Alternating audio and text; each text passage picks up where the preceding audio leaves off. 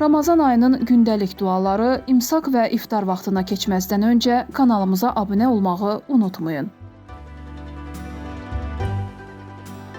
Mart ayının 11-i Ramazan ayının 11-ci günüdür. Martın 11-də imsak vaxtı saat 05:33, iftar vaxtı isə saat 18:57-dədir. Ramazan ayının 11-ci gününün imsak duası belədir. İlahi, bugün ehsan etməyi mənə sevdir. Bugün fisk və asilikdən məni ikrah etdir. Bugün öz qəzəbini və cəhənnəm atəşini məndən uzaqlaşdır. Yardımına and verirəm, ey fəryad edənlərin dadına çatan.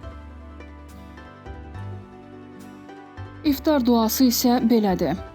İlahi, sənin üçün oruç tutdum.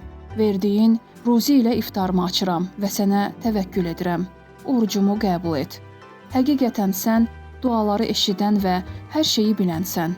Ey geniş bağışlama sahibi, mənim günahlarımı bağışla. Allah orucunuzu qəbul etsin.